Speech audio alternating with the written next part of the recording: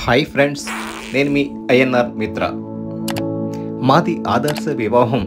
ఆవిడ నాకు ఎలా పరిచయం అయిందంటే అంటూ వారి కథ చెప్తున్నారు మన డాక్టర్ గారు. ఒకే రకంగా ఆలోచించే రెండు పక్షులు ఒకే గూటికి చేరతాయనేది ఒక సామెత. పెళ్లి నాటి ప్రమాణాల్ని చెదిరిపోనీయకుండా కలిసి నడుస్తున్నారు. ఆవిడ పేరు విశాల, భర్తకు తగ్గ భార్య. చదువులు పూర్తయిన తరువాత ఇద్దరిది కూడా ఒకే అభిప్రాయం: వివాహం చేసుకోకూడదు. వివాహం చేసుకుంటే స్వార్థం పెరుగుతుంది, జనాలకి సేవ చేయలేం. అప్పుడు ఇద్దరిది ఒకే మాట. కానీ భగవంతుడు ఊరుకుంటాడా? కలిపేశాడు ఇద్దరిని మన కోసం. నేను ఇలా ఊరూరు తిరుగుతూ ప్రచారం చేస్తూ నా 24 గంటల సమయాన్ని దేనికి తప్పుకోదానికి కేటాయించకుండా ఉన్నప్పుడు పెళ్లి చేసుకుంటే కూడా భవిష్యత్తులో ఇలాంటి సమయం అంతా ఇంటికి, కుటుంబానికి, భార్య పిల్లలతో పోతుంది. కనీసం ఇట్లాగే ఒంటరిగా ఉంటే ఎక్కువ గంటల సమాజానికి ఉపయోగపడవచ్చు అని అలా తిరుగుతుండే రోజుల్లో అమలాపురంలో మా మిస్సెస్, ఇప్పుడు మా మిస్సెస్ పేరు విశాల్ గారు, ఆవిడ హోమియో డాక్టర్. వాళ్ళ సిస్టర్ వాడు ఇక్కడ ఉండేవాడు.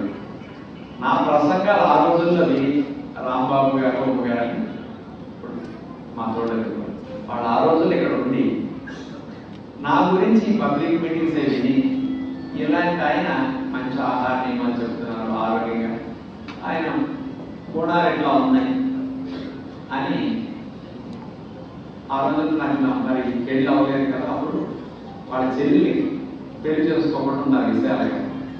డాక్టర్ అయినా 10 సంవత్సరాలు వివాహం వద్దు అని, పెళ్లి చేసుకోకుండా ఉంటే ఆధ్యాత్మిక జీవితం గడిపితే బాగుందని ఆవిడ సంకల్పం ఉంటే తల్లిదండ్రులు కూడా బలవంతం చేయకుండా వదిలేశారు. హోమియో డాక్టర్గా ప్రాక్టీస్ చేస్తూ అలా ఉన్నారు. నా గురించి వాళ్ళ అక్కగారు విని ఇలాంటి ఆయన అయితే నీకు తోడు బాగుంటుంది, ఈయనైతే ఆవిడ ఒప్పుకుంటారు అని ట్రై చేశారు. నన్నైతే ఇబ్బంది లేదనుకుని ఆవిడ ఒప్పుకున్నారు. నా వల్ల నష్టం ఉండదని ఒప్పుకున్నాను. ఎందుకంటే నేను అందరిలాగా చెడగొడుతున్నాం, అందరిలాగా ఇబ్బంది పెడుతున్నాం. అలా మేము ఆదర్శవంతమైన వివాహం చేసుకున్నాం. పెళ్ళప్పుడు కూడా అనుకున్నాం అందరి వెళ్ళే పిల్లలు, సంసార జీవితాలు ఇట్లా ఉంటే నా సమయం ఊరు తిరిగి ప్రచారం చేసేటప్పుడు పిల్లలని ఇంటి చుట్టూ ఎక్కువ తిరగాలి. నేను నెలకు 2 రోజులు, 1 రోజు, 3 రోజులు ఇంటికి వచ్చేవాడిని. అంటే పెళ్ళైనా అట్లాగే ఉండాలి. ఎందుకంటే ఒక్కడా కష్టపడితే ఎంతో మందికి మంచి విషయాలు. కనీసం మా వంతు స్వార్థం పక్కన పెట్టి కనీసం ఊరు తిరగాలి. అందుకని ఇంటికి వెళ్తే పిల్లల కంటే టైం చేసుకోవాలి. సత్యనారాయణ పిల్లలు ఎందుకు లేరు అంటే పిల్లలు ఉంటే ఆస్తి సంపాదించాలి, ఆ మైండ్ సంపాదన వెళ్ళకూడదు. ఇలాంటి వారికి కనీసం ఉపయోగపడుతూ ఉంటే మంచి విషయాలు చెప్పుకుంటూ సమయాన్ని ఎక్కువ గడపాలి అని ఇంటికి అడగకూడదు. ఆవిడ కూడా మరి పెళ్లి చేసుకోవద్దని మెడిసిన్ అయ్యి డాక్టర్గా 10 ఏళ్ళు ప్రాక్టీస్ చేస్తే ఎందుకుంటున్నారు అంటే అందరిలాగా తినటం, కనటం, పడుకోవటం ఇది జీవితం. ఇది అవసరం. కొంతమందికి మానసిక రుగ్మతలు ఉన్నప్పుడు, కోపావేశాలు, రిలేషన్స్ ఎక్కువ ఉన్నప్పుడు అలాంటి వారికి అలాంటి సమస్య నుంచి బయటపడేయడానికి కూడా కొంతమంది అవసరం కాదు. అంచేత మెడిటేషన్ వైపు వెళ్తే ఎంతో మంది జీవితాలు మార్చడానికి మంచి పవర్స్ పెరుగుతాయి, శక్తి సామర్థ్యాలు అట్లాంటి వస్తాయి. అందుకని వాడు చదువు అయిన దగ్గర నుంచి మా మిస్సెస్ చదువుకునే రోజుల్లో తెలిసింది ఈ రాజయోగ మెడిటేషన్. అప్పటి నుంచి అట్లా చక్కటి జీవితం గడుపుతూ సేవాభావంతో వైద్య వృత్తి చేస్తూ తల్లిదండ్రులు చూసుకుంటూ ఉంటూ మా ఓటు వారి వల్ల నష్టం ఉండదని వివాహం చేసుకుంటే ఇప్పుడు ఇద్దరు అట్లాంటి ఫాలో అవుతూ ఇప్పుడు ఆశ్రమంలో మాకు అంటుంది అక్కడ చూస్తే అందరు సజ్జాండాలి, అన్ని పెద్ద పెద్ద భవనాలు, 5 కోట్ల ఆస్తి అనుకుంటారు. ఒక్క వస్తువు మాది లేదు. అంటే ప్రశాంతంగా ఒత్తిడి లేకుండా బ్రతకాలంటే అన్నిట్లో ఉండొచ్చు, అంతగా బ్రతకచ్చు, ఆనందంగా బ్రతకచ్చు. ఇప్పుడు కేవలం మన పిల్లలే ఉంటే మన పిల్లల మీద స్వార్థం వస్తుంది. సమాజంలో అంతా ఎవరి బాధల్లో ఉన్నా, ఎవరి అనారోగ్యంలో ఉన్నా మన వంతు శారీరకంగా చెప్పాలి, మన వంతు మానసికంగా. అప్పుడు ఆవిడ విజయవాడ ఆశ్రమంలో చక్కగా మానసిక ఆరోగ్యం గురించి రోజు మెడిటేషన్ క్లాస్ అన్నట్టు చెప్తారు. ఎవరికి బాగోపోయినా కుటుంబాలు మూడు పెళ్ళాలు విడాకులు అవుతున్నాయి, కాస్త మూడు పెళ్ళాలు వర్షం పడుతున్నారంటే వాళ్ళకు గంట కూర్చొని కౌన్సిలింగ్ చేస్తారు. ఎంతమంది జీవితాలు అలాంటి వైపు నుంచి పడినాయి. వెంటనే భార్యాభర్త చచ్చిపోతారు, ఏడుస్తూ భోజనం చేసి నిద్రపడ అక్కడ వాళ్ళు అక్కడ పంపిస్తారు కొంతమంది. అలాంటి వాళ్ళకి మేము ఇట్లాంటి క్లాసులన్నీ చెప్తారు. అక్కడ 10 రోజులు 20 రోజులు తేలిక పడిపోతారండి. అందుకని మేము ఆచరిస్తూ అనుభవిస్తూ చూస్తున్నాం కాబట్టి ఇప్పుడు మేము ప్రాక్టికల్గా ఎన్ని సంవత్సరాల నుంచి మా భార్యాభర్తలు మేము చూస్తున్నాం, ఆచరిస్తున్నాం. మాలాగా కొన్ని లక్షల మందికి మేము ఇట్లాంటి చెప్పి వాళ్ళలో మార్పు మేము చూస్తున్నాం. ఇప్పుడు విజయవాడ ఆశ్రమంలో 3 నెలల నుంచి ఒక లాయర్ ఉన్నారు, 25 సంవత్సరాలు. వాళ్ళ అమ్మ లాయర్ హైకోర్టులో. వాళ్ళ అమ్మగారు 2 సార్లు చేరారు ఈ సంవత్సరంలో. 2 నెలలు ఉన్నారు. 2 నెలలు ఏడుస్తూ ఉండేవారు నా దగ్గరకు వచ్చి. ఏంటంటే మా అమ్మాయి బాగా మంచిదండి, పేరెంట్స్ ఏం చెప్తే అది ఎంతో పేరెంట్స్ ఎదురు తిరిగి చుట్టేస్తుంది, ఆ మాట ఏమంటే అసలు లెక్కలేదు. అసలు కంట్రోల్ లేదు, ఫిజికల్గా మెంటల్గా. ఇలా ఉంటే ఏమిటి పిల్లల భవిష్యత్తు ఏమవుతుంది? అసలు ఏది చెప్పాలన్నా లేదు, ఏది మంచిగా ఫాలో అవుతుంది. సరే 2 సార్లు లేదు, 3వసారి అమ్మతో పాటు ఆవిడ కూడా బతిమాని తీసుకొచ్చారు. 2 లేక 2 రోజులు వెళ్ళిపో, 3వ రోజు వెళ్ళిపో, 2 రోజులు వదిలేస్తే పర్లేదు, ఎవరిపోతే ఇప్పుడు తీసుకొచ్చాను. బాగా ఒక రోజు బలవంతంగా క్లాస్కి తీసుకొచ్చాను. సరే 3వ రోజు 4 రోజులు వెళ్ళిపోదాం అనుకుంది. 3-4 రోజులు క్లాసులు వినేసరికి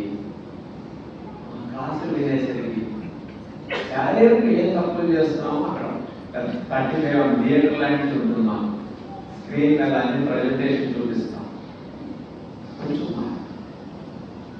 వాళ్ళ అమ్మగారు ఏం చెప్పారో తెలిసి, మా పిల్లలకి ఇట్లాంటి ఇబ్బందులు ఉన్నాయి, ఇట్లాంటి పేరెంట్స్ ఉండేవారు, ఇట్లా నేను అమ్మాయి మీద కంప్లైంట్ చెప్పినట్టు మీరు ఏం చెప్పవద్దండి, చెప్తే కూడా ఇంకా నన్ను తిట్టేస్తాను బాగా, ఏం చెప్పవద్దు. సరే అమ్మాయికి 3-4 రోజులు క్లాసులు వినేసరికి నేను మెడిటేషన్ గురించి కూడా నేర్చుకుంటే మంచిది, ఇక్కడ మార్నింగ్ ఈవినింగ్ క్లాసులు ఉంటాయి, విశాలుగా అటెండ్ అవ్వండి, దాని విలువ ఇది అనేది క్లాసులో చెప్పానండి. అమ్మాయిని వెళ్తుందా వెళ్ళాలని నాకు తెలియదు, అమ్మాయి కోసం కాదు అందరూ చెప్పాను. ఆ అమ్మాయి ఇది సరే పెడదాం, ఆయన చెప్పారు కదా, ఆయన చెప్పి ఎంత బాగున్నాయి కదా, ఆవిడ చెప్పేది కూడా ఇంటే ఇంకా బాగుందని క్లాసులకు వెళ్ళాను. 3-4 రోజులు వెళ్ళిపోదామని చేరిన అమ్మాయి 3 నెలలు ఉంది. 25 రోజులు 3 నెలలు సెలవు పెట్టుకుంటే గవర్నమెంట్ లాయర్ పోస్ట్ పోయింది. అక్కడ ఆ గవర్నమెంట్ హైకోర్టులోది లాయర్ పోస్ట్ జాబ్ పోయినా పర్లేదు, ఎందుకంటే ఇక్కడ అడుగు పెట్టడం వల్ల జీవితం తల్లిదండ్రులు అంటే ఎంత గొప్పవాడు, కానీ తల్లిదండ్రుల దగ్గర పిల్లలు నేను కాదు నాకు అర్థం. మా అమ్మ నా కోసం ఎంత తగ్గించారు, ఎంత మారంటే నేను మొండిగా మారలేదని తిట్టాను, నానా రకాల ఇబ్బంది పెట్టాను. రియలైజ్ అయ్యేప్పుడు ఆ మెడిటేషన్లో ఆ అమ్మాయిలో నెగిటివ్ అంతా పోయి పాజిటివ్ వచ్చి అమ్మకి దండం పెట్టుకుంటాను. అమ్మ ఎంత గొప్ప అమ్మ, నీరు నాకు ఇప్పుడు దానికి తెలియలేదు, ఇప్పుడు మాకు అర్థమవుతుంది. మనుషుల్ని సంస్కరించాలంటారు, మార్చాల్సింది ఇక్కడ. ఆ మార్పు మెడిటేషన్, మంచి మాటలు చెప్పడంలో వచ్చింది. మంచి ఆహారం తింటూ మంచి మెడిటేషన్ చేస్తూ ఉంటే పిల్లలు కూడా బంగారంగా అయిపోతారు. మీ పిల్లల్ని 100 మంది తాగుడు తందనాలే చెత్త మ్యాచ్లో పడేయండి, చెడిపోవాలి. అలాగే డాక్టర్ గారితో పాటు వారి సతీమణి డాక్టర్ విశాల గారి గురించి చెప్పారు కదండి, వారు కూడా విచ్చేశారు, వారిని కూడా మనం కలుసుకున్నాము. వారిని వేదిక మీదకి రావాల్సిందిగా సాధారణంగా ఆశిస్తున్నాము. వారు గత 30 సంవత్సరాల నుంచి ఈ మెడిటేషన్ ఆచరిస్తున్నారు. వివాహానికి ముందే వారు మెడిటేషన్ తెలుసుకున్నారు, మార్గాన్ని ఎంచుకుని ప్రజలకు సేవ చేయాలి, ఆరోగ్యపరంగా అందరినీ మంచిగా తయారు చేయాలనే ఉద్దేశంతో వారు మంత్రి గారి ఆశ్రమంలో కూడా అక్కడ సేవలు అందిస్తారు. డాక్టర్ గారు చెప్పారు. వారికి స్వాగతం పలుకుతూ అఖిల తిలకము.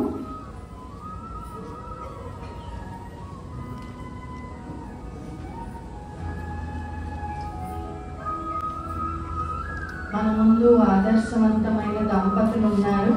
జీవితం అంటే కేవలం నా కోసం, నా పిల్లల కోసం కాదు, అందరి కోసం అంటూ జీవించినటువంటి ఆదర్శవంతులు వీళ్ళిద్దరు. అలాగే మన ముందు రజనీ దీది వచ్చారు. రజనీ దీది కూడా మనకి చెప్తారు కదండి, ఏకభుక్తే మహాయోగి అని. ఆ ఏకభుక్తం డాక్టర్ గారు చెప్పినట్టుగా ఏకభుక్తం చేస్తారు దీది. అయితే ముందుగా విశాల గారు ఒక 2 నిమిషాలు మనందరికీ చెప్తారు. వారి అనుభవాన్ని పంచుతారు. వారు ఎన్నో మెడిటేషన్ క్లాసెస్, పాజిటివ్ థింకింగ్ గురించి, ఎంతో మందికి డిప్రెషన్లో ఉన్న వాళ్ళు కౌన్సిలింగ్స్ చేస్తూ ఉంటారు. వారు 2 నిమిషాలు చెప్తారు. మంచి మాట కార్యక్రమం గురించి మీ అందరికీ తెలిసే ఉంటుంది. నేను ఎప్పుడు వారి పబ్లిక్ సభల్లోకి రాలేదు. మరి ఈరోజు విశేషంగా ఈ సభలో మేము అమలాపురంలో వారితో పాటు రావడం జరిగింది. ఆశ్రమంలో మాట్లాడతాను ప్రతిరోజు, కానీ ఇలా పబ్లిక్ స్పీచ్లో కూడా నేను ఎప్పుడు ఇలా మాట్లాడలేదు జనరల్ సభలో. ఈ సందర్భంగా మీ అందరినీ ఇలా కలుసుకోవడం చాలా చాలా సంతోషంగా ఉంది. మరి రాజుగారు మిసెస్గా పరిచయం చేశారు, కొన్ని విషయాలు చెప్పారు. వాస్తవానికి ఒక జీవితంలో పరివర్తన అనేది ఎవరికైనా కూడా ఆధ్యాత్మిక జ్ఞానం వల్లే వస్తుంది. అది ఎవరు కాదనేది విషయం. కాబట్టి మనం జీవితంలో ఎంతో చదువుకోవచ్చు, ఉన్నత పదవులు పొందొచ్చు, డబ్బు సంపాదించవచ్చు, ఆస్తులు సంపాదించవచ్చు. కానీ వెళ్ళేటప్పుడు ఏం పట్టుకెళ్తామని ఆలోచిస్తే కనుక మనం పట్టుకెళ్ళేది మన పుణ్యం కర్మల ఫలమే, కానీ అంతకంటే ఏముండదు. నెక్స్ట్ వీడియోలో డాక్టర్ విశాల గారి పూర్తి స్పీచ్ ఉంటుంది. నా ఛానల్ పేరు ఐఎన్ఆర్ మిత్ర. సబ్స్క్రైబ్ చేసుకుని లైక్ చేసి షేర్ చేయండి. Thank you very much.